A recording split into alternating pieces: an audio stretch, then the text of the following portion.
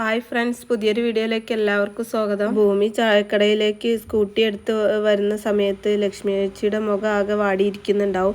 ആ സമയം ഭൂമി ലക്ഷ്മി ചേച്ചിയോട് ചോദിക്കും, ലക്ഷ്മി ചേച്ചിക്ക് ഇതെന്ത് പറ്റി, മോള സൈഡിലോട്ടൊന്ന് നോക്കിയേ. അങ്ങനെ ഭൂമി അവിടേക്ക് പോയി നോക്കുകയാണ്.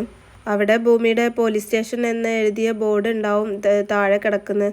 ആ കാഴ്ച കണ്ടിട്ട് ഭൂമിക്ക് ആകെ സങ്കടം വരികയാണ്. അങ്ങനെ അവൾ ആ ബോർഡ് എടുത്ത് പൊക്കുന്നതിൻ്റെ ഇടയിലാണ് പോലീസ് സ്റ്റേഷനിൽ നിന്ന് 2 പോലീസുകാർ അവിടേക്ക് വരും. എന്നിട്ട് ബാലേട്ടൻ എന്ന പോലീസുകാരൻ പറയാണ്, മോളെ ഞങ്ങളോടൊന്നും തോന്നരുത്, സാറ് എടുത്ത് മാറ്റണമെന്ന് പറഞ്ഞതുകൊണ്ട് മാറ്റിയതാണ്. ഞാൻ പല പ്രാവശ്യം പറഞ്ഞു നോക്കി, പക്ഷേ ബോർഡ് അവിടെ നിന്ന് എടുത്ത് മാറ്റണമെന്ന് സാറിന് ഒരേ ഒരു നിർബന്ധം, അതുകൊണ്ട് എടുത്തു മാറ്റിയതാ, അല്ലെങ്കിൽ ഞങ്ങളുടെ ജോലി പോവും, ഞങ്ങളോടൊന്നും തോന്നരുതേ. അന്നേരം പോലീസുകാരുടെ അടുത്ത് ഭൂമി പറയാണ്, കഴിഞ്ഞ 2 വർഷമായിട്ട് ഞാൻ എന്തേലും പ്രശ്നം ഉണ്ടാക്കിയിട്ടുണ്ടോ? ഈ ചായക്കട കൊണ്ടാ കഷ്ടിച്ച് ഞങ്ങൾ ജീവിച്ചു പോകുന്നത് എന്നും പറഞ്ഞിട്ട് ഭൂമി അവിടെ നിന്ന് തിരിഞ്ഞ് നടക്കുമ്പോൾ പോലീസുകാർ പറയും, 2 ചായ എടുത്ത് തരാമോ?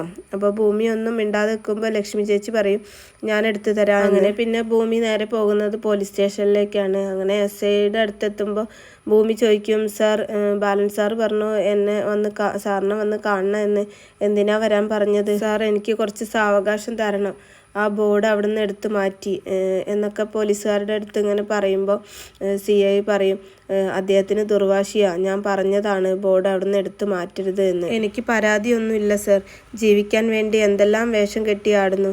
രാവിലെ അച്ഛൻ രക്തം ഛർദ്ദിച്ചു, ഇനി അച്ഛനെയും കൊണ്ട് ഹോസ്പിറ്റലിൽ പോകണം. ആരും കാണാത്തൊരു ഭൂമിയുണ്ട് സർ, കോളേജിൽ ഫസ്റ്റ് റാങ്ക് നേടിയൊരു ഭൂമി. പഠിച്ച് ഏറ്റവും വലിയ സ്ഥാനത്തെത്തണം എന്നൊരു ആഗ്രഹം ഉണ്ടായിരുന്നു, പക്ഷെ ഒന്നും നടന്നില്ല. അച്ഛനും അമ്മയാണ് എൻ്റെ സ്വർഗം, അവർക്ക് ഞാൻ ചെല്ലപ്പിള്ള, അവർക്കത് ഇഷ്ടമാണ്.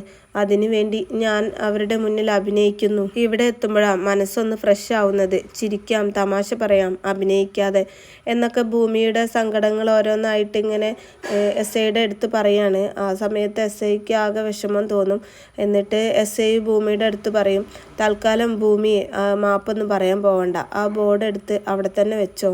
നീ നിൻ്റെ ശൈലിയൊന്നും മാറ്റാൻ പോവണ്ട, അങ്ങനെ മാറ്റിയാൽ ഭൂമി അല്ലാതാവും എന്നൊക്കെ പറയുമ്പോൾ ഭൂമി ശരി സർ എന്നും പറഞ്ഞിട്ട് അവിടെ നിന്ന് പോവുകയാണ്.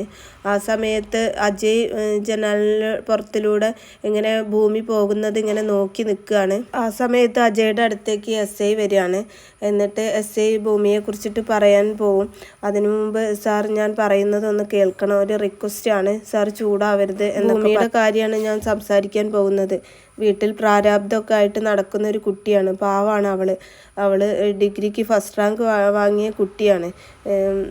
പ്രാരാബ്ദം മൂലം ഇങ്ങനെ ആയിപ്പോയതാണ്. അവൾ ഇവിടെ പാവപ്പെട്ടവർക്ക് അവൾക്ക് ഭക്ഷണം കൊടുക്കും, ഇവിടെ വരുന്നവർക്ക് പരാതി എഴുതി കൊടുക്കും. അങ്ങനെ ഈ പോലീസുകാരുടെ ഒരു പ്രിയപ്പെട്ടവളായിട്ട് മാറിയിട്ടുണ്ട്. എന്നിട്ട് SI പറയും, മാറ്റിവെച്ച ബോർഡ് അവിടെ നിന്ന് എടുത്തു മാറ്റാനൊന്നും നമുക്ക് നിയമമില്ലല്ലോ, നിയമമൊന്നും താൻ എന്നെ പഠിപ്പിക്കണ്ട, ഞാനത് മനഃപൂർവ്വം ചെയ്തതാ എന്നൊക്കെ പറഞ്ഞിട്ട് അജയ് നല്ല പോലെ SIയുടെ അടുത്ത് ചൂടാവുകയാണ്. ബോർഡ് എടുത്ത് മാറ്റിയതിന് അവളോട് പോയി കംപ്ലൈൻറ്റ് കൊടുക്കാൻ പറ, അല്ലെങ്കിൽ കൊടി പിടിക്കാൻ പറ, അല്ലെങ്കിൽ സമരം ചെയ്യാൻ പറയാം. ഞാൻ വന്ന അന്ന് മുതൽ അവളെ നോട്ടയിട്ടതാണ്. എന്നിട്ട് അജയ് പറയും, ഇപ്പോൾ ബോർഡ് എടുത്ത് മാറ്റിയതേ ഉള്ളൂ, ഇനി വല്ലാതെ കളിച്ചാൽ ഞാൻ ആ കട തന്നെ അവിടെ നിന്ന് എടുത്ത് മാറ്റും. അപ്പോൾ SI പറയും, സോറി പറയാൻ അവൾ തയ്യാറല്ല സർ, ക്ഷമിച്ചേക്ക് സർ.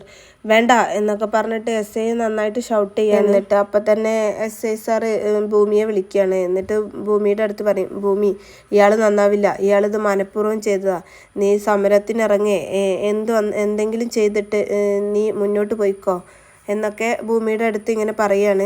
പിന്നെ കുറച്ച് സമര നേതാക്കൾ കൊടിയും പിടിച്ച് മുദ്രാവാക്യമൊക്കെ വിളിച്ചിട്ട് പോലീസ് സ്റ്റേഷൻ്റെ മുന്നിലേക്ക് നടന്നു വരുന്നത് കാണാം. അപ്പോൾ ഭൂമി ഇങ്ങനെ പരാതി എഴുതി കൊടുക്കുന്നതിനിടയിൽ അവർ വരുമ്പോൾ ലക്ഷ്മി ചേച്ചിയോട് പറയും, ചേച്ചി ഇതൊന്ന് നോക്കണേന്നും പറഞ്ഞിട്ട് അവരുടെ കൂടെ കൂടിയിട്ട് പോലീസ് സ്റ്റേഷൻ്റെ മുന്നിലിരുന്നിട്ട് ഭൂമിയും മുദ്രാവാക്യം വിളിക്കുകയാണ്. അങ്ങനെ ഇവരെ മുദ്രാവാക്യം വിളിക്കുന്നത് കേട്ടിട്ട് പോലീസുകാരൊക്കെ വന്ന് നോക്കുകയാണ്. ആ കൂട്ടത്തിൽ അജയും വന്ന് നോക്കുന്നുണ്ട്. അജയ്ക്ക് ഇതൊക്കെ കണ്ടിട്ട് നല്ല ദേഷ്യം വരികയാണ്. കൂടെ ഭൂമി മുദ്രാവാക്യം വിളിക്കുന്ന കാഴ്ചയാണ് അജയ് കാണുന്നത്. ഭൂമി മുദ്രാവാക്യം വിളിക്കുന്നത് കേട്ടിട്ട് നമ്മുടെ ലക്ഷ്മി ചേച്ചിക്കൊക്കെ ആകെ പേടിയാവുന്നുണ്ട്. ലക്ഷ്മി ചേച്ചിക്ക് മാത്രമല്ല, അവിടെ കൂടി നിന്ന ആളുകളൊക്കെ ഇങ്ങനെ ഭൂമി മുദ്രാവാക്യം വിളിക്കുന്നത് കേട്ടിട്ട് അന്തം വിട്ട് ഇങ്ങനെ നോക്കി നിൽക്കുകയാണ്. അങ്ങനെ ആ നേതാക്കന്മാരെല്ലാവരും കൂടെ ഭൂമിയെ വനിതാ എക്സിക്യൂട്ടീവ് അംഗമായിട്ട് പ്രഖ്യാപിച്ചിട്ട് അവിടെ നിന്ന് 2 വാക്ക് സംസാരിക്കാൻ വേണ്ടിയിട്ട് പറയുകയാണ്. ആ സമയത്ത് ഭൂമി എന്തൊക്കെയോ വിളിച്ചു പറയുന്നുണ്ട്. അതൊക്കെ കേട്ടിട്ട് അജയ് ഇങ്ങനെ അന്തം വിട്ട് നിൽക്കുകയാണ്. പെട്ടെന്ന് അവിടേക്ക് ബാലൻസാർ വന്നിട്ട് പറയും, മോളെ അധികം വഷളാക്കരുത്, എല്ലാവരോടും പിരിഞ്ഞു പോകാൻ പറ. അത് കേട്ടിട്ട് ഭൂമി പറയും, തൽക്കാലം എല്ലാവരും പിരിഞ്ഞു പോ എന്ന് പറഞ്ഞിട്ട് സമരം അവസാനിപ്പിക്കുകയാണ്. പിന്നീട് കാണിക്കുന്നത് സത്യദാസിൻ്റെ വീടാണ്. അവിടെ സത്യദാസ് ഇങ്ങനെ ഡ്രിങ്ക്സ് അടിച്ചുകൊണ്ടിരിക്കുന്ന സമയത്താണ് അമ്മ വണ്ടിയിൽ വന്ന് ഇറങ്ങുന്ന കാഴ്ച കാണുന്നത്. അങ്ങനെ സത്യദാസ് വേഗം താഴേക്ക് ഇറങ്ങി വരികയാണ്. എന്താ അമ്മേ ഒരു സർപ്രൈസ് വിസിറ്റ്, ഒന്ന് വിളിച്ചു പറഞ്ഞേക്കാണെങ്കിൽ ഞാൻ വണ്ടിയായിട്ട് അങ്ങോട്ട് വരുമായിരുന്നല്ലോ. ഓഹോ, അപ്പം നിന്നെ കാണാൻ ഞാൻ ജ്യോതിഷം നോക്കണോ? അല്ല അമ്മേ, എൻ്റെ പൊന്നു മോനെ, ഞാൻ ഒറ്റയ്ക്കല്ല, സംഗീതം ഉണ്ടായിരുന്നു കൂടെ, അവളൊന്ന് ബാങ്കിൽ കയറിയതാ. പിന്നീട് അവർ ചായയൊക്കെ കുടിച്ചിരുന്ന് ഇങ്ങനെ സംസാരിക്കുകയാണ്. ആ സമയത്ത് അമ്മ പറയും, മോനെ നിന്നോട് ഞാൻ എത്ര തവണ പറഞ്ഞിട്ടുണ്ട് സൗഭാഗ്യപുരത്ത് വന്ന് താമസിക്കാൻ. അപ്പം സത്യദാസ് പറയാണ്, അവിടുത്തെ അന്തരീക്ഷം എന്നെ ശ്വാസം മുട്ടിക്കും. ഭവാനിയുടെ കുത്തുവാക്കൾ കേട്ട് കേട്ട് ഞാൻ മടുത്തു. എൻ്റെ അനിയനെ ഞാൻ കൊന്നു എന്നാണല്ലോ അവൾ പറയുന്നത്. സത്യത്തിൽ എന്താണ് അന്ന് സംഭവിച്ചതെന്ന് അമ്മയ്ക്കറിയോ എന്ന് പറഞ്ഞിട്ട് പിന്നെ അന്ന് നടന്ന കാര്യങ്ങളൊക്കെ അമ്മയുടെ അടുത്ത് പറയുകയാണ്. അങ്ങനെ അന്നത്തെ സംഭവങ്ങൾ TV-യിൽ ന്യൂസുകളൊക്കെ ഇങ്ങനെ കാണിക്കുന്നത്.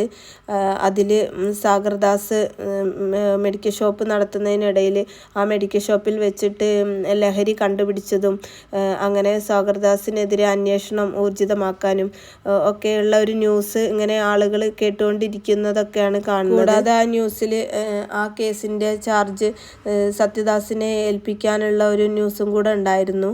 അങ്ങനെ സത്യദാസ് ആ കേസ് ഏറ്റെടുക്കുക. അതിനിടയിൽ സത്യദാസിനെ തേടി സാഗർദാസും ഭവാനിയും വരുന്നുണ്ട്. അവരെ കണ്ടതും നേരെ അവരെ ഉള്ളിലേക്ക് കയറ്റിയിട്ട് പെട്ടെന്ന് വാതിലടയ്ക്കുകയാണ് സത്യദാസ്.